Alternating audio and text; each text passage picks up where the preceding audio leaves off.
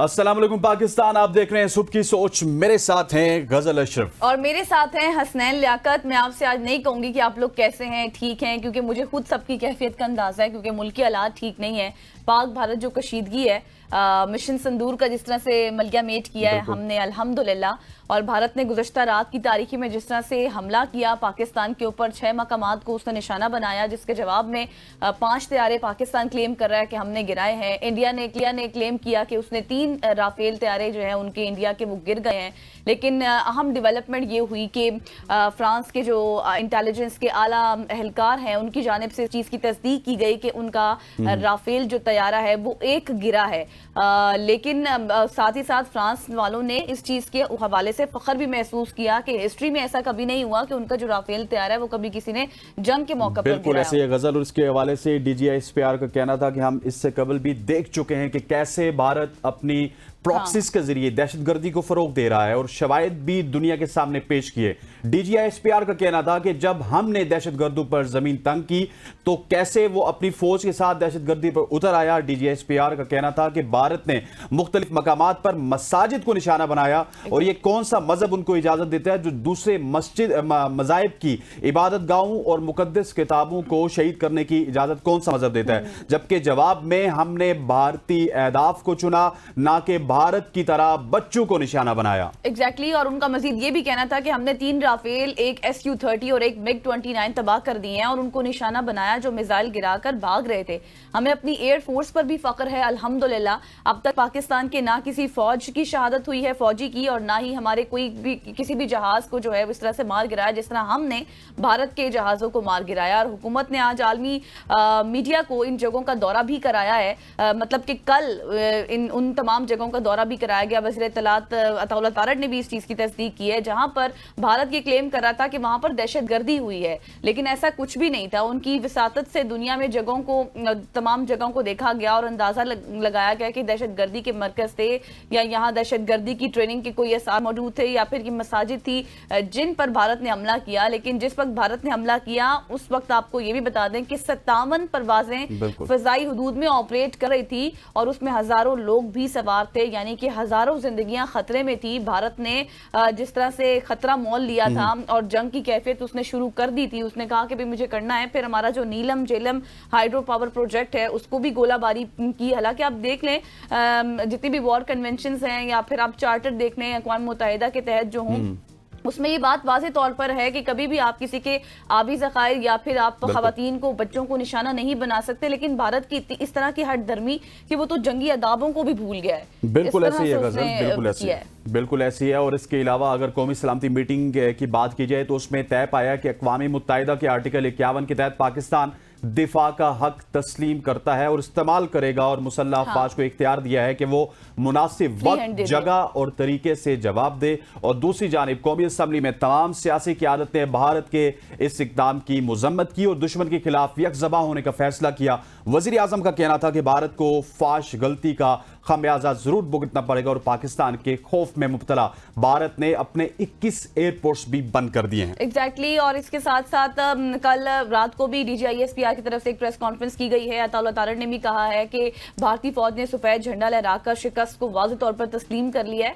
जबकि पाक फौज की जानिब से दुश्मन को भारी नुकसान उठाना पड़ा है। और सिक्योरिटी जरा ये बता रहे हैं कि LOC के चोरा कम्प्लेक्स पर, इसके साथ साथ जितने भी जो डिफरेंट सेक्टर्स हैं उनके ऊपर भी जिस तरह से हमला किया गया और सफेद झंडे लहरा दिए गए हैं, जिसका वाज़ेह तौर पर यह मकसद है कि भारत अमन चाह रहा है और शिकस्त को अपनी तस्लीम कर रहा है। बिल्कुल। ख्वाजा आसिफ वज़ीर दिफा ने उन्होंने कहा कि पाकिस्तान ने खबरदार किया है कि अगर भारत अपने हथकंडू से बाज ना आया तो दोनों ममालिक के दरमियान न्यूक्लियर जंग भी बन सकती है। ख्वाजा आसिफ का मजीद कहना था कि अगर दोनों ममालिक के दरमियान न्यूक्लियर जंग छिड़ी तो इसका जिम्मेदार भी भारत होगा। एग्जैक्टली। और इसी तमाम सूरत हाल पर हमें बात करने के लिए ज्वाइन कर चुके हैं ब्रिगेडियर मसूद अहमद खान साहब, डिफेंस सर। बहुत शुक्रिया आपके वक्त के लिए। हम अब से 2 रोज पहले भी ये बात कर रहे थे और कल हमने जो भी सिचुएशन हुई आपके सामने थी, जिस तरह से भारत ने रात की तारीखी में हमला किया, हमने जवाब दिया। सर, अब सब लोगों का एक सवाल है और सब ये जानने की कोशिश कर रहे हैं कि अब क्या मजीद जंग होगी, पाकिस्तान जवाब देगा या फिर नहीं? जी बहुत शुक्रिया। देखिए, एक तो उनका ऑपरेशन का नाम संदूर था, तो संदूर तो हमने उनको लगा के वापस भेज दिया और फिर वो तंदूर भी बन गया था उनके लिए। और जिस तरीके से हमारा जवाब दिया हमारे ख्याल में हिस्ट्री है, और उसमें 5 जहाज गिरे हैं, 3 राफेल हैं। और अगर आपको याद हो 2019 में वो मोदी साहब कह रहे थे काश हमारे पास राफेल होते तो हम ये बिल्कुल। करते वो करते, हम हिस्ट्री चेंज करते। लेकिन राफेल भी थे, लेकिन वो नालायक के अंदर अभिनंदन टाइप लोग बैठे हुए थे, तो वो राफेल को फ्रांस को भी लेट डाउन करवाया इन्होंने। अब देखें कि दैट वाज जो हमने रिएक्ट किया, दैट वाज डिफेंस के तौर पे किया हमने। अब हमने तो बदला लेना है जो हमारे सिविलियंस को टारगेट किया गया, और खवातीन थे, बच्चे थे, और स्पेशली इस बिना पे कि यहाँ पे नाम निहाद कैंप्स थे। अभी असल कैंप तो इंडिया चला रहा है, इंडिया की हिस्ट्री रही है। 66 कैंप्स थे अफगानिस्तान में जो ब्रास के लिए चला रहे थे, फितना और ख्वारिज के लिए चला रहे थे, और 21 कैंप्स थे राजस्थान और इंडियन गुजरात में।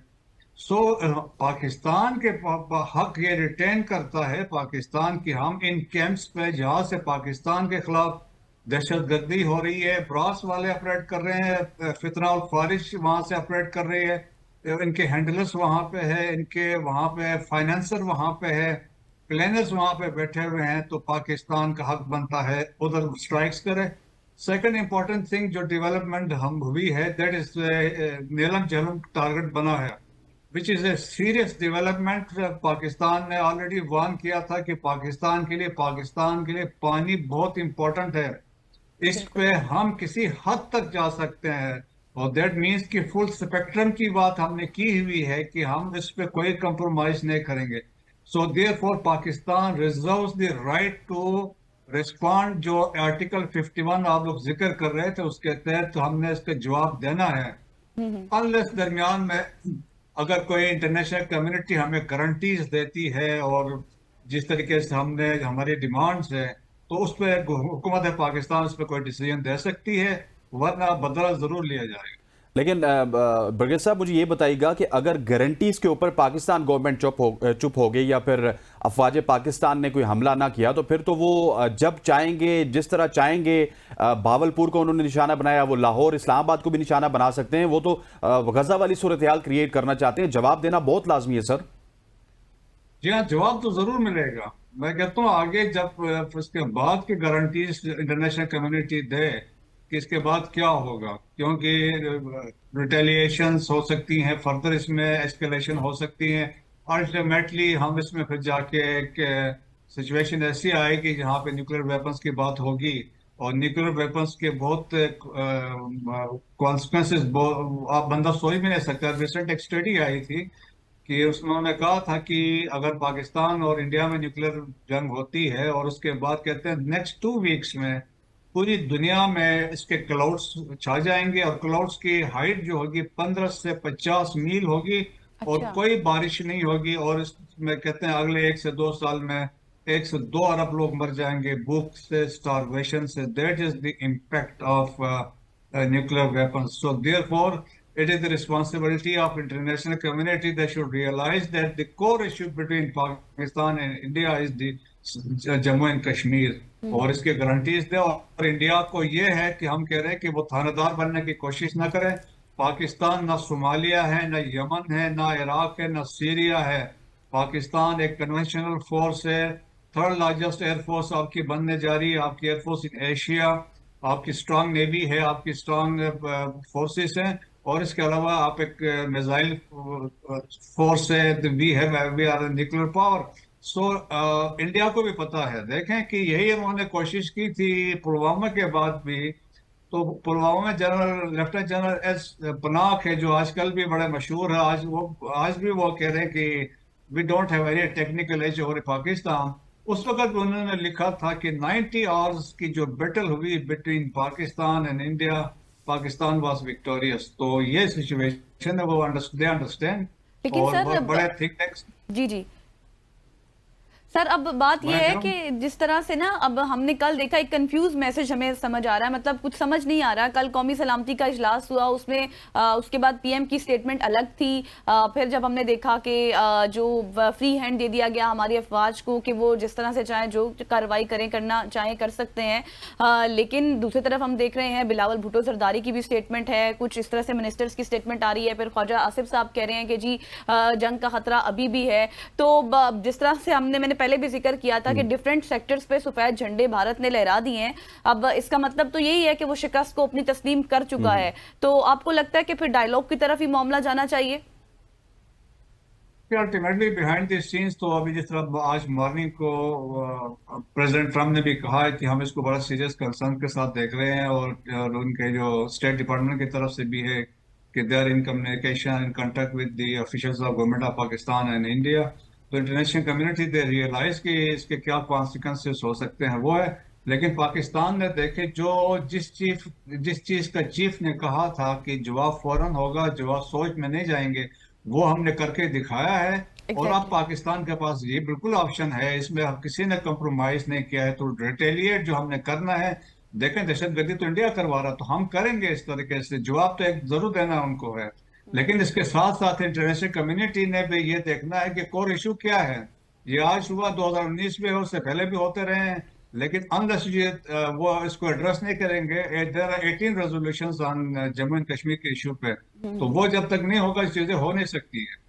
बिल्कुल ऐसी। अच्छा सर, जम्मू कश्मीर की आपने बात की, तो आज मैं सुन रहा था कि बरतानवी पार्लियामेंट में भी पाकिस्तानी जो अरकान थे उन्होंने बड़ा एहतजाज किया, जम्मू कश्मीर का जो मसला था उसको उठाया, फिर जो शहीद हुए उसके हवाले से उन्होंने वहां पे मजम्मत भी की। क्या समझते हैं कि जम्मू कश्मीर का मसला हल होगा? और फिर जो आपने पहले सवाल के जवाब में बताया था कि भारत ने नीलम झेलम हाइड्रो पावर प्रोजेक्ट के ऊपर हमला किया, तो क्या पाकिस्तानी फोर्सेस को जो हमारे 3 दरिया हैं उनके ऊपर, जितने भी डैम्स हैं उनके ऊपर हमला करना चाहिए?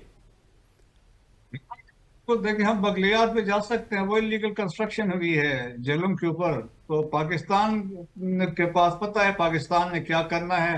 टारगेट्स ऑलरेडी आइडेंटिफाइड हैं, दे हैव बीन लॉक्ड, और सुबह हमारे यहाँ पे गो वाली ऑर्डर गो कहना है, उसके बाद एक्शन होना है। सो पाकिस्तान, इंडियंस को पता है कि पाकिस्तान की कैपेबिलिटीज क्या है। डैनियल मार्की ने अभी रिसेंटली इंटरव्यू दिया था करण थापर को, तो उन्होंने उसको भी यही कहा था कि इवन कन्वेंशनली उन्होंने कहा कि you don't have any overwhelming superiority over Pakistan. और सेकंड उन्होंने कहा था ये शॉर्ट वार्स जो इस तरीके से पुलवामा हुआ है उसमें पाकिस्तान दे एंजॉय सुपीरियरिटी। तो पाकिस्तान के देखें, हमारे एयरफोर्स को देख लें, हमने स्टैंड यहीं बैठ के उनको खड़का दिया था, 5 जहाज गिरा दिए। इसलिए क्या, हम तो 10-12 भी गिरा सकते थे, वो भी लॉक थे, लेकिन स्टिल वहां पे हमने कंसिडरेशन करके वो फायर नहीं किए हैं। So they understand our capabilities, और पाकिस्तान को पता है कि हमने कहाँ हिट करना है, कहाँ उनको तकलीफ होगी, तो वो अकॉर्डिंगली होगी। और देखें, हमारी लीडरशिप चेंज है, लीडरशिप की सोच डिफरेंट है, और लीडरशिप की वो स्ट्रेटेजिक क्लैरिटी इनके जहनों में कि हमने क्या करना है, हमने पाकिस्तान को कहाँ लेके जाना है, हमने पीछे मुड़ कर नहीं देखना है, हमने अपॉलॉजीज नहीं करनी है, हमने कोई सॉफ्ट स्टेट नहीं बनना। We have to become a hard state, that is important. Exactly ये चीज़ बहुत इंपॉर्टेंट है। लेकिन सर अब हालात ना काफ़ी क्रूशल हमें नज़र आ रहे हैं। इंडिया ने क्रेडिबिलिटी तो खोई है नरेंद्र मोदी के होने से, हमेशा जब भी हमने देखा है। लेकिन आप क्या समझते हैं कि इसको आलमी सतह पर कितना डिस्करेज किया जा रहा है, और मजीद इंडिया पर कितना इम्पैक्ट हो सकता है अब इसका? इसको देखें कि इंडिया को इंटरनेशनली आइसोलेशन हुई, उनको देखें कि उनको घास ने डाली है। जिस दफा पुलवामा में आपने देखा होगा, इंटरनेशनल कम्युनिटी उनके साथ थी और पाकिस्तान को प्रेशराइज कर रहे थे, लेकिन इस दफा किसी ने उनको सपोर्ट नहीं किया। The super powers America, Russia and China, they are standing with Pakistan. India को तवक्कुआत भी बहुत थी ना वो, कि भाई शायद इंटरनेशनल कम्युनिटी तनकीद बहुत करेगी पाकिस्तान पे। स्पेशली वो अमेरिका से तवक्को थी उनकी कि वो कोई हमें स्टैंड करेंगे, सपोर्ट करेंगे, वो ऐसा नहीं हुआ है। जिस तरह प्रेसिडेंट ट्रम्प ने कहा है, ये शर्मनाक है। हाँ। तो मेरा ख्याल में आपके साथ इंटरनेशनल कम्युनिटी खड़ी है, और हमें ये चीज लेके और इमरजेंसी सेशन दोबारा हमें लेना चाहिए यूनाइटेड नेशन सिक्योरिटी काउंसिल को, और देन वी शुड अपना केस को पेश करें। और इसके बाद हमें ये इंटरनेशनल कम्युनिटी से कहना चाहिए, they should condemn India for violating और हमारी sovereignty, that is one thing. और they should hold India accountable for terrorism inside Pakistan elsewhere, जो ट्रांसनेशनल रिप्रेशन दुनिया भर में ये करवा रहे हैं। अच्छा बड़ी साहब, मुझे ये बताइएगा कि जब भारत ने हमला किया भावलपुर पे, मुरीद के पे, यकीनी तौर पे उस वक्त हमारी फिजाई हुदूद भी बहाल थी। अभी भारत से खबरें ये आ रही है कि उनकी फिजाई हुदूद बंद है, उनको खदशा है कि पाकिस्तान हमला करेगा। क्या आप समझते हैं पाकिस्तान की क्या स्ट्रेटेजी होनी चाहिए? फिल फोर हमला करना चाहिए, या जिस तरह से भारत ने अचानक हमला किया इसी तरह से हमें उनकी जो मिलिट्री बेसिस हैं उनको अचानक से तबाह करना चाहिए? देखिए, इंडिया ने अचानक हमला नहीं किया, हमें इंफॉर्मेशन थी और हमें पता चल गया था। कि वो काफी सरप्राइज टाइम नहीं से था, सर्च कर रहे थे। जी जी। वो था तो हमें वी आर एक्सपेक्टिंग, और हमें तो यकीन था कि कुछ होगा, तो हमारी एयरफोर्स तैयार थी। सो अकॉर्डिंगली फिर देखें, लेकिन सर हमने जो उनके एयरफोर्स साथ तैयार थी, लेकिन हमने फिजाई हुदूद बंद नहीं की थी। फजाई हुदूद बंद नहीं की थी, लेकिन वो हम एक हाई सिचुएशन भी नहीं क्रिएट करना चाहते थे जहां पे खौफ की फिजा हो कि खौफ की भाई फिजा, कोई हाँ। एक्टिविटी ना हो। So that was one thing.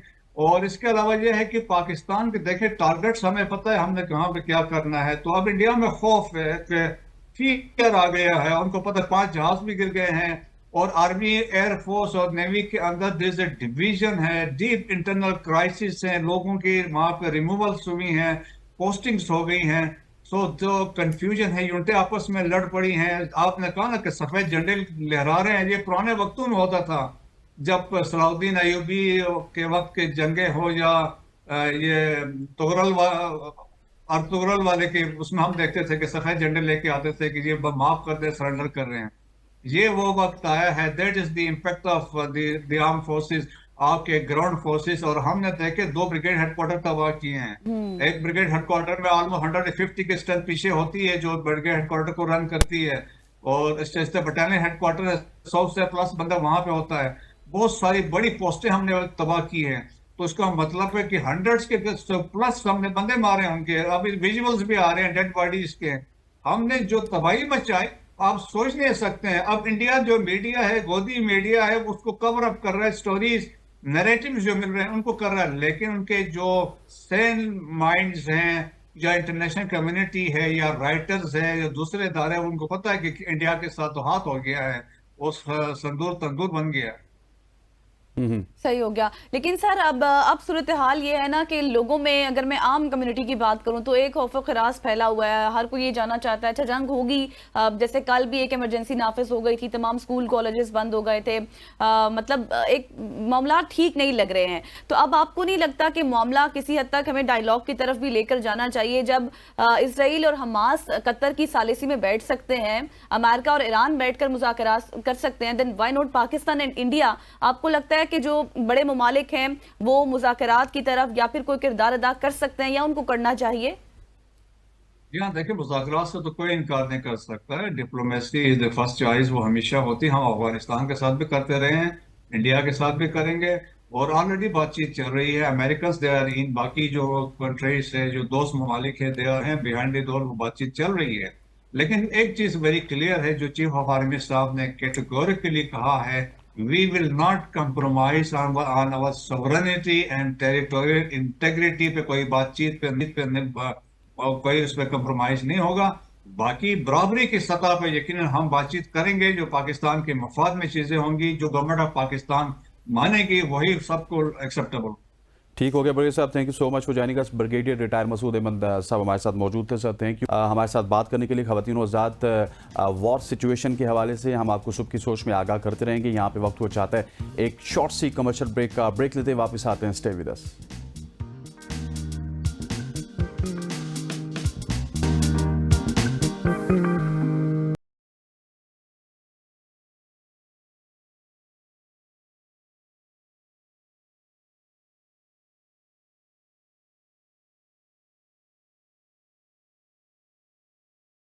Welcome back ख़वातीन और आज़ाद। पाक भारत कशीदगी के हवाले से डिस्कशन इस वक्त जारी है। एक तरफ भारत ने रात की तारीकी में पाकिस्तान पे हमला किया, दूसरी तरफ अगर बात की जाए कौमी सलामती के इजलास की, तो उसमें तमाम तर मैंडेट पाकिस्तान की मुसल्लह अफवाज को दे दिया गया है कि मुसल्लह अफवाज जब चाहें भारत पे अपने वक्त के मुताबिक, जब वक्त होगा, जगह का तयन वो करेंगे और भारत को जवाबी हमले में जवाब ज़रूर देंगे। और ये होना बहुत ज़रूरी है, क्योंकि हमने देखा है कि भारत को जब जवाब नहीं मिलेगा तो वो सर चढ़ के बोलेगा, उसका जो जंगी जुनून है, उसकी जो हिंदुत्व की पॉलिसी है, उसका जो आरएसएस का उसका माइंडसेट है, वो बोल सकता है। आइडियोलॉजी कभी चेंज नहीं होती। एग्जैक्टली, तो इस वजह से पाकिस्तान को जवाब जरूर देना है। अब देखते हैं कि पाकिस्तान किस वक्त जवाब देगा, कहां कहां पे हमले करेगा, कौन कौन से उनके मिलिट्री टारगेट्स ऐसे हैं जिस पे पाकिस्तान हमला करेगा। अगर अभी तो पाकिस्तान ये कह रहा है कि ये तो आप देखें ना कि इंडिया ने किया, हमने अपने आप को डिफेंड किया, लेकिन अभी हमारा जवाब रहता है। लेकिन इस वक्त इंडिया जिस तरह से तस्लीम कर रहा है कि हम शिकस्त हैं, हमने तो उन जगहों को टारगेट किया जिससे हमें खतरा था, हम तो प्रूफ भी एज अ रिस्पॉन्सिबल नेशन ये दे चुके हैं कि आप आए, यहाँ पर विजिट करें, देखें। हम इंटरनेशनल मीडिया को भी इस चीज का सबूत दे चुके हैं। और इसके साथ साथ आपको ये भी बता दें कि जिस तरह से कल हम देख रहे थे कि जो इंटरनेशनल जो कम्युनिटी है जिस तरह से वो टारगेट कर रही थी इंडिया को, और अभी तक टारगेट कर रही है इंडिया को। बिल्कुल ऐसी है, वो टारगेट भी कर रही है। और इसी हवाले से हमारे पास कुछ शॉर्ट्स भी हैं, वो भी हम आपको सुनाना चाहते हैं। DGISPR ने कल क्या, आइए सुनते हैं। At a time and place of its own choosing, once it came, Pakistan की बहादुर एयरफोर्स ने उसके जदीद तैयारों को जमीन की धूल चटाई। 3 रफाइल, 1 SU-30 और 1 MiG-29 तबाह किए गए। Only those aircraft who released the weapons and they were trying to run away, how professionally they were engaged. Pakistan की अफवाज ने अपने दिफा में सिर्फ और सिर्फ मिलिट्री टारगेट्स को चुना, who explicitly were employed to attack Pakistan's sovereignty, soil and the citizens of Pakistan. Pakistan reserves the right to respond in self-defense at time, place and manner of its choosing. Armed forces of Pakistan have duly been authorized to undertake corresponding actions in this regard. हमारी अमन की शदीद ख्वाहिश को कभी भी कमजोरी ना समझा जाए। अपने अवाम के तहफ़्फ़ुज़ पर, अपनी जमीन के तहफ़्फ़ुज़ पर अफ़वाज पाकिस्तान कभी कोई समझौता नहीं करेंगी। मासूम शहरियों के नाहक खून के आखिरी कतरे तक का तो DGISPR साहब ने वाज़ेह तौर पर यह कहा है कि ये हमारी अमन की ख्वाहिश है, उसको हमारी कमजोरी ना समझा जाए। देखते हैं कल वज़ीर आज़म साहब ने पार्लियामेंट में क्या कहा, वो आपको सुनवाते हैं। स्पीकर, हिंदुस्तान ने पूरी तैयारी के साथ और कोई उनके ऑल टोल्ड 80 जहाज इस हमले में शरीक थे। जो ही हिंदुस्तान के जहाजों ने पेलोड उन्होंने रिलीज किया, हमारे उकाब झपटे और आनन फानन 5 जहाज जिनमें 3 राफेल हैं उनको मार कराए। और जो कहते थे कि हिंदुस्तान ने पाकिस्तान को कन्वेंशनल वॉरफेयर में बहुत पीछे छोड़ दिया है, कल रात को उनका होश ठिकाने आ गया है। मैं आपको अल्लाह ताला के फजल करम से और दिल की अथाह गहराइयों से आपको और आपकी प्राइम मिनिस्टर के अलावा भी बहुत सारे लोगों ने कल पार्लियामेंट में खिताब किया, और सबसे बेहतरीन खिताब हमें लगा है साबिक वज़ीर ख़ारजा जनाब बिलावल भुट्टो ज़रदारी का, जो कि पाकिस्तान पीपल्स पार्टी के चेयरमैन भी। आइए सुनते हैं बिलावल भुट्टो ज़रदारी ने क्या कहा। कौन रात के अंधेरे में हमले करते हैं? चोर रात के अंधेरे में हमले करते हैं, बुज़दिल रात के अंधेरे में हमले करते हैं। 2 हफ्ते से पाकिस्तान ये झूठे बेबुनियाद इल्जामात सुनते रहे। हम इंटरनेशनल कानून के मुताबिक, यूनाइटेड नेशन सिक्योरिटी काउंसिल के अपने करारदाद के मुताबिक सच के साथ खड़े हैं और भारत झूठ के साथ खड़े हैं। इनके ये 5 जहाज गिराए हैं जैसे ये मच्छर थे। अब उनको तैयारी और हौसला रखना पड़ेगा, इसलिए पाकिस्तान का जवाब अब आना है। हम सब, तमाम सूबे, हर पाकिस्तानी, वजीर आजम शहबाज शरीफ साहब और हमारे और हौसला रखना पड़ेगा इंडिया को। अब पता नहीं उनके अंदर हौसला है या तैयारी का भी हौसला है या फिर नहीं, क्योंकि झंडे देखकर तो हमें पता लग गया उन्हें कितना हौसला है। चेयरमैन PTI बैरिस्टर गोवर साहब ने क्या कहा, वो भी सुनिए। इंडिया जो अपने आप को एक बड़ा पावर समझता रहा, विद इन आवर्स पाकिस्तान की एयरफोर्स ने 5 जहाज उनके गिराए। हम पूरे कौम को इस बात पे मुबारकबाद देते हैं। फुलगाम का वाकया हुआ है तो हम सब ने उसको कंडेम्ड किया है और उसके विक्टिम्स की फैमिली के साथ हमने दिली हमदर्दी का इजहार किया है। पाकिस्तान अपना दिफा का हक रखता है और अल्हम्दुलिल्लाह पाकिस्तान अपने दिफा का भरपूर इन वजात आपने प्राइम मिनिस्टर को सुना, उनकी जुबान भी आपने सुनी, उनका सख्त लहजा भी आपने सुना। उसके अलावा आपने बिलावल भुट्टो जरदारी को सुना, जो कि दूसरी बड़ी पार्टी है इस वक्त अपोजिशन में, गवर्नमेंट में, और उनका भी बयान सुना। उन्होंने भी जवाब की बात की। और फिर जो अपोजिशन की सबसे बड़ी पार्टी है पाकिस्तान तहरीक इंसाफ, उनके चेयरमैन बैरिस्टर गौर साहब, इस वक्त आप उनको सुन रहे थे। उन्होंने भी मुसल्लह अफवाज के ऊपर एतमाद का इजहार किया, पाकिस्तान के जो प्लान्स हैं उनके ऊपर एतमाद का इजहार किया, और सबने यकजा होकर कहा कि भारत ने जो हमला किया है उसका जवाब देना चाहिए। Exactly, हम जो है मुत्तहिद हैं, ये एक बहुत अच्छी बात है। तमाम तरह इख्तिलाफात साइड पर रख के हमें ज्वाइन कर चुके हैं air marshal retired Masood Akhtar साहब, डिफेंस एनालिस्ट है। बहुत शुक्रिया सर आपके वक्त के लिए। सबसे पहले तो ये बताएगा कि जो अब कैफियत पैदा हो चुकी है, जंग शुरू हो चुकी है, इसका ये कहाँ तक जाएगी, इसके असरात कहाँ तक जाएंगे, क्या लगता है आपको? Thank you for getting me on the show. मेरी तबीयत कुछ ठीक नहीं, सो कंटिन्यूअस एक बीपर लेगा। Very important question. ये जो आपने स्पीचेस की बात की, we have showed our resolve कि हम रिएक्ट कर सकते हैं at the time and place of our choosing. But please understand this is a little more complex, if not a lot more complex.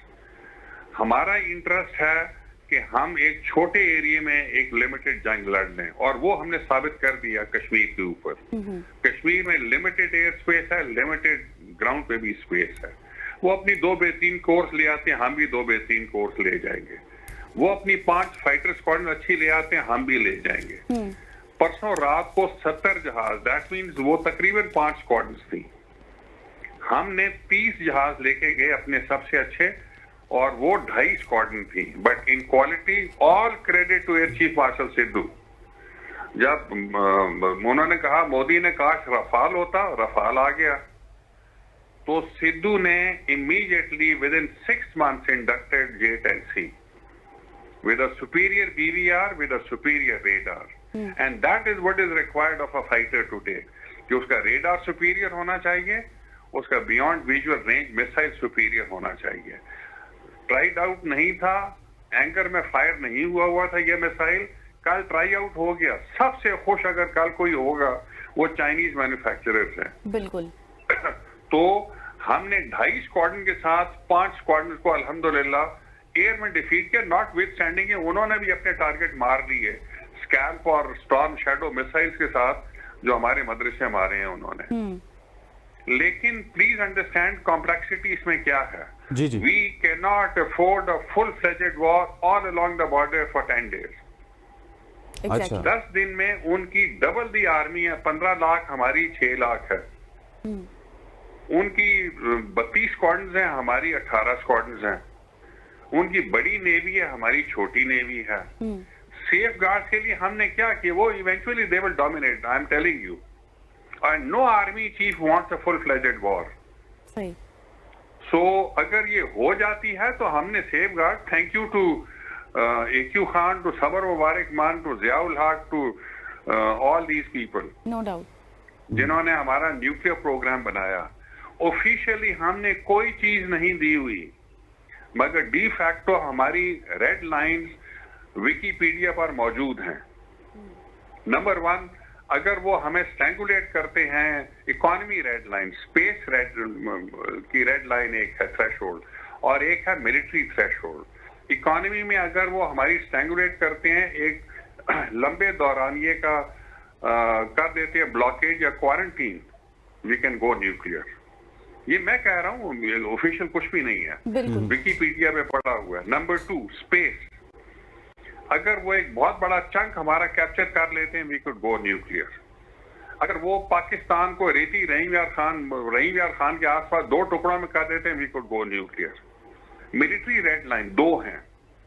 Number 1, अगर वो हमें एयरफोर्स को ground कर देते हैं, बिकॉज उनके पास जहाज ज्यादा हैं। परसों तो देखिए ना, ये तो सिद्धू का कमाल है और हमारे यंग गन्स का कमाल है। एग्जैक्टली। 2.5 स्क्वाड्रन के साथ 5 स्क्वाड्रन को एयर कॉम्बैट में डिफीट कर दिया। और याद रखिए 60 मिनट 1 घंटे की BVR फाइट हुई है। बिल्कुल।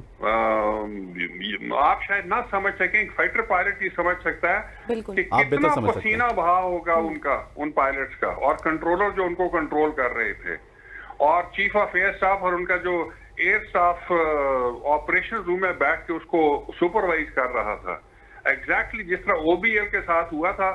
तो ऑप्स रूम में ओबामा एक कोने में बैठा हुआ पसीने बहा रहा था। तो बिल्कुल सर, एक एक प्रेशर छोटी होता है। वॉर हम जीत जाएंगे, लंबी वॉर में हमें प्रॉब्लम होगा। लेकिन सर जो आप बात कर रहे हैं वहां से ये समझ आ रहा है, और वैसे भी आप अगर इन पेपर भी देखिए तो हमारी कैपेबिलिटी उस तरह से इंडिया के साथ बाय स्ट्रेंथ नहीं है, लेकिन जो वॉर हेड है वहां पे हम इंडिया को मैच करें जो न्यूक्लियर वॉर हेड है। सो हम मतलब कि अगर 3-4 दिन भी जंग बढ़ी तो हम एकदम से न्यूक्लियर की तरफ जाएंगे? नहीं नहीं नहीं नहीं, ये उनको अगर 10 दिन की एक लेट से मैं एक बॉल पास फिगर दे रहा हूँ, 3-4 दिन की 24 घंटे की जंग, 72 घंटे की जंग हम लड़ लेंगे। सही, वो लड़ लेंगे हम। और याद रखिए कि मैंने बताया 4 दफा इंडिया ने हमारे ऊपर फुल फ्लेजेड अटैक करने की कोशिश की, मगर पूरी दुनिया को पता है ये न्यूक्लियर पावर्स हैं, so they said you will not do that. तो हमारे पास सेफ गार्ड्स हैं, लेकिन आई थिंक हमारे वजीर आजम, हमारे DG/ISPR, army chief, air chief, naval chief, they have shown clear resolve, no nonsense.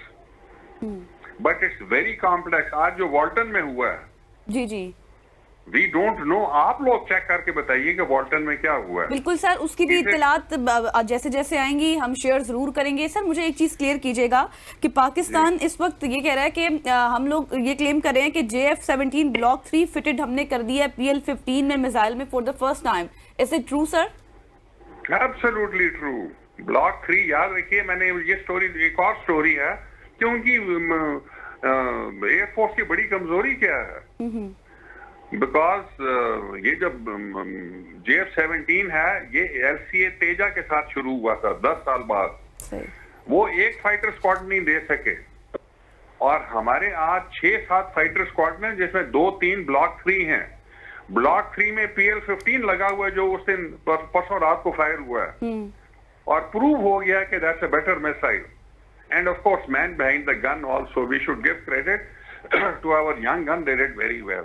और इसमें ऐसा रेडार भी लगा हुआ है, फेज अरे रेडार। जब चाइनीज ने थोड़ी सी मस्ती की, उन्होंने कहा यार ये ले लो, हम आपको बाद में लगा देंगे, तो सिद्धू ने कहा no, I will not take it without the AESA radar and without PL-15। And the net result, we have these aeroplanes today, so deterrence हमारे पास है, लेकिन उसके साथ कौम को कौन इकट्ठा करेगा? कल बड़ी डेस्क थम्पिंग हुई वहां पे।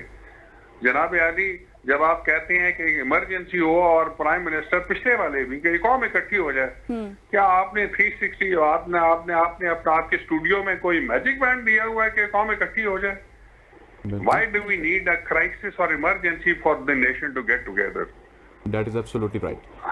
हमें एक कौम बनना चाहिए। 1 दर्जन हमारे ग्रुप्स आपस में लड़ रहे हैं, एक ग्रुप आके हमारे सबसे अच्छे लेफ्टिनेंट और जवान जो हम ट्रेन करते हैं, वो 10 मार के चले जाते हैं। ना एयर मार्शल मसूद कुछ कर सकता है, ना प्राइम मिनिस्टर, ना प्रेसिडेंट। ये बड़ी शर्म की बात है।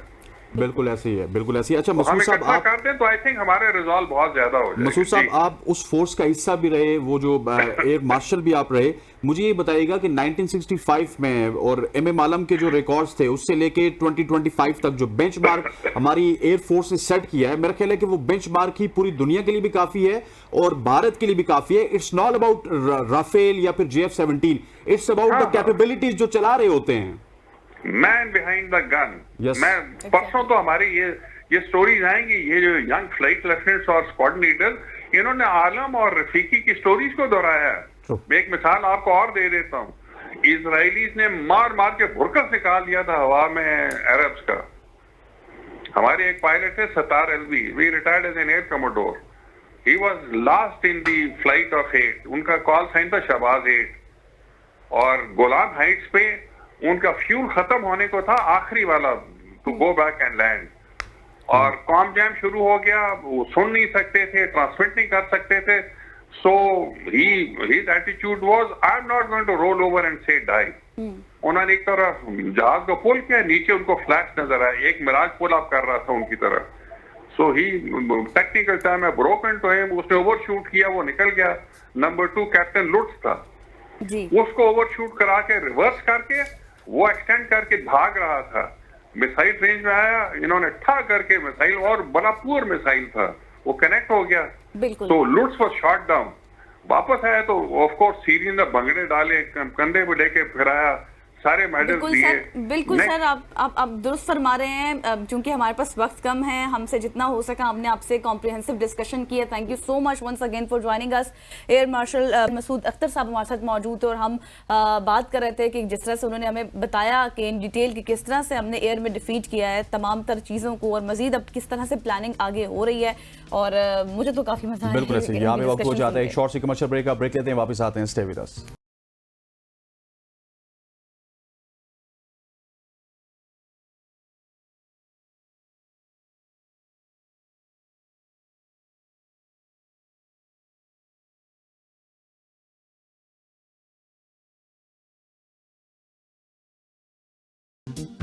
वेलकम बैक खवातीन वज़रात। वार सिचुएशन के हवाले से सुबह की सोच में हम डिस्कशन को आगे बढ़ाएंगे। हमें ज्वाइन किया है लेफ्टिनेंट जनरल नईम लोधी साहब ने, दिफाई तज़िया निगार हैं। जनरल साहब, thank you so much for joining अस। अभी एयर मार्शल मसूद अख्तर साहब हमारे साथ मौजूद थे। उन्होंने एक बड़ी चौंका देने वाली बात की कि हम 10 दिन के लिए तो इंडिया के साथ जंग कर सकते हैं, जो न्यूक्लियर वॉर हेड हैं वो हमारे पास इंडिया के बराबर है। अगर 10 दिन के बाद जंग हुई तो हम फिर न्यूक्लियर जंग की तरफ चले जाएंगे। आप इस हवाले से क्या कहेंगे?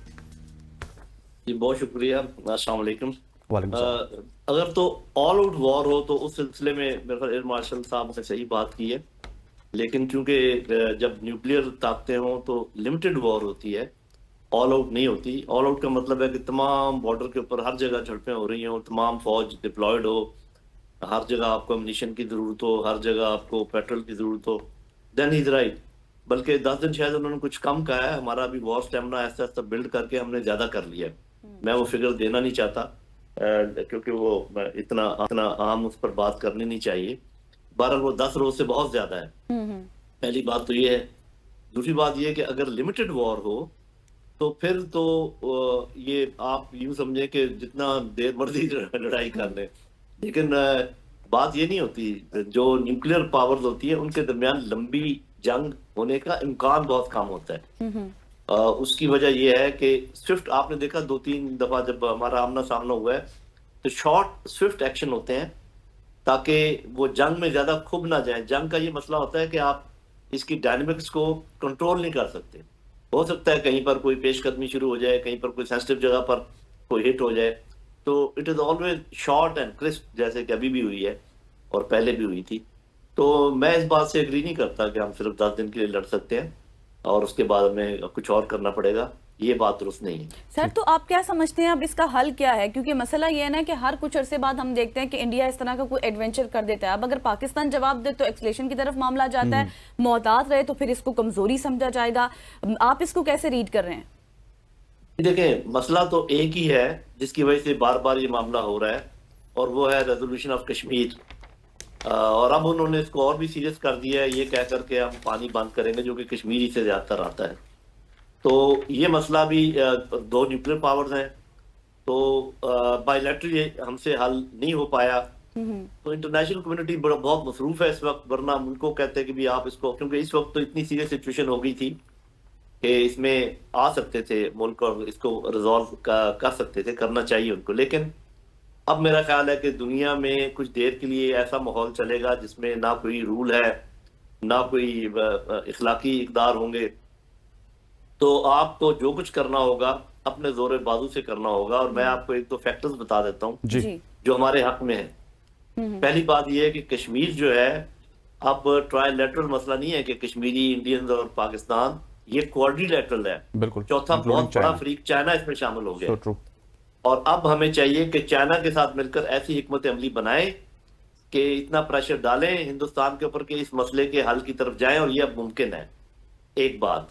दूसरी बात यह है कि कश्मीरियों के साथ जो जुल्म सितम हुआ, अभी आपने देखा कि बहाना बना के ये जो अभी इन्होंने फॉल्स फ्लैग किया था जी, ये इंडस बॉर्डर ट्रीटी तो इन्होंने की सस्पेंड, कश्मीरियों पे जुल्म सितम के पहाड़ दोबारा ढाने शुरू कर दिए।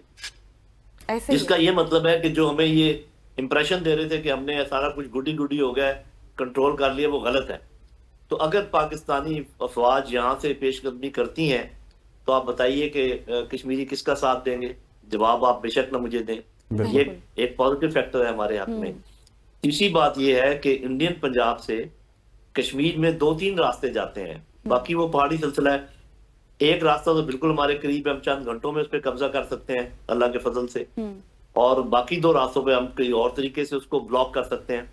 तो ये तमाम फौज हिंदुस्तान की जो कश्मीर में मौजूद है ऐसे बंद हो जाएगी जैसे बोतल में कोई जिन बंद हो जाता है। अच्छा। बिल्कुल और ऐसे। वहां से कश्मीरी उनकी खबर लेंगे, यहाँ से हम उनकी खबर लेंगे। इंशाअल्लाह इंशाअल्लाह। तो मेरे भाई इसका इलाज ये जो मैंने इशारा किया है इसके अलावा और कोई नहीं है मेरी नजर में जी। अच्छा लोही साहब, मुझे ये बताइएगा कि कंसर्न जरूर हैं कि अगर भारत के हमले का जवाब ना दिया गया तो वो फिर गजा समझ के जब चाहेगा जिस तरह चाहेगा मिसाइल दागेगा, सो हमले का जवाब भी देना चाहिए। और क्या आप समझते हैं कि हमले का जवाब अगले 24 से 48 घंटों में पाक आर्मी या फिर फोर्सेस दे सकती हैं?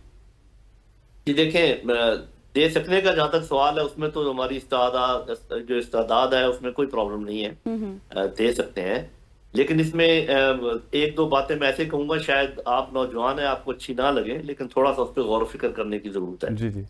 पहली बात यह है कि हमने जो अपना दिफा किया उसमें जो हमने जवाब दिया वो इतना सिक्का बंद और इतना इफेक्टिव और इतना ज्यादा है, और पूरी दुनिया उसको देख भी रही है। और आपको पता है अब तो उनके अपने लोगों ने कंफर्म कर दिया हर चीज जो आपने की थी। तो हमारा बयानिया सच पर मबनी था, सच पर मबनी है, जिसकी वजह से उनका ज्यादा नुकसान हुआ। अलबत्ता उन्होंने एक दो काम ऐसे की जो नहीं करने चाहिए थे, जैसे सिविलियंस को हिट किया और जो डैम है उसको हिट करने की कोशिश की, हिट कर भी दिया। तो जब न्यूक्लियर पावर्स आपस में टकराती हैं तो एक दरमियान में चीज होती है, उसको कहते हैं फायर ब्रेक। कि आप ब्रेक देते हैं ताकि दूसरा फ्रीक जरा सोच समझ ले कि भाई क्या करना है। अभी मिसाल के तौर पे अब आपको पता दोनों एनएसए ने आपस में बात भी की है, बिल्कुल। वो क्या बात कर रहे होंगे वो मैं आपको अंदाजन बता देता हूँ।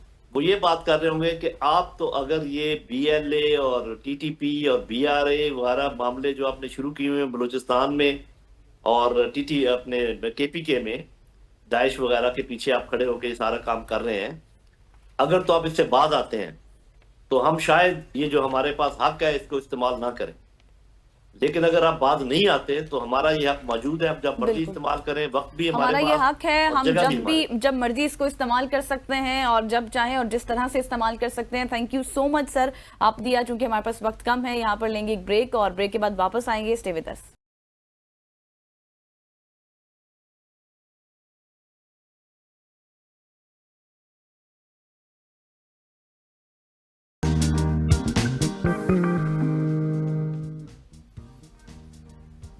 Welcome back after the break. और जिस तरह से हम ब्रेक से पहले बात कर रहे थे इंडिया पाकिस्तान वॉर जो चल रही है इस वक्त, और उसी डिस्कशन को आगे थोड़ा सा बढ़ाएंगे। और हमें ज्वाइन कर चुके हैं शहीद सियालवी साहब, चेयरमैन पीएनपी हैं, पाकिस्तान नजरियाती पार्टी के चेयरमैन हैं। और आप इनको देखते होंगे कि डिफरेंट इंडियन टीवी चैनल्स पर बैठकर जिस तरह से उनको ये शटअप कॉल देते हैं, उनकी बोलती बंद करते हैं, क्या ही जबरदस्त। सर बहुत शुक्रिया आपके वक्त के लिए। सबसे पहले तो मुझे ये बताएं कि बहुत दफा आपने इंडियन मीडिया पर बैठकर उनसे कहा कि ये शरारत नहीं करनी, आपको मुतनब्बे कर रहे हैं कि अगर आपने शरारत की तो आपको इसका नताइज भुगतना होंगे, और फिर ऐसे नताइज देखिए इंडिया ने कि शिकस्त तस्लीम करने पर मजबूर हो गया। देखें, मैं आपको एक चीज बताना चाहता हूँ। 10 दिन से हिंदुस्तान हमें धमकी दे रहा था कि हम अभी हमला करेंगे तो अभी हमला करेंगे तो अभी हमला करेंगे, लेकिन उसे 10 दिन लगे अटैक करने में। पाकिस्तान आर्म फोर्सेस को 5 मिनट भी नहीं लगे रिस्पॉन्ड बैक करने में और उन्हें शट अप कॉल देने में। ये एक बहुत बड़ी बात है।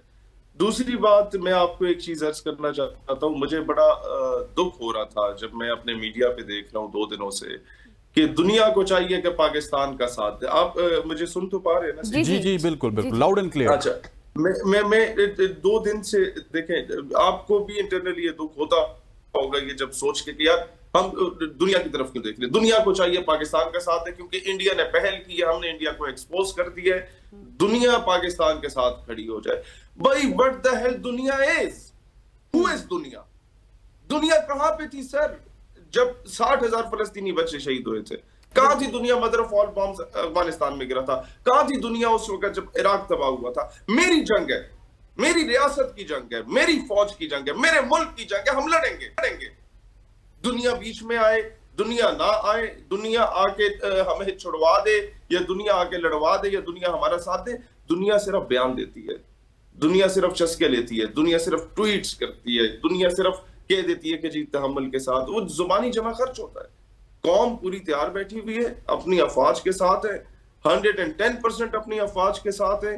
और इस वक्त ना आप लोग किसी मीडिया हाउस के एंकर पर्सन है, ना मैं किसी पॉलिटिकल पार्टी का चेयरमैन हूँ। बिल्कुल, हम सारे लोग यहाँ पर पाकिस्तान के आर्म फोर्सेस के सिपाही के तौर पे, एक आम जवान के तौर पे यहाँ पर मौजूद हैं।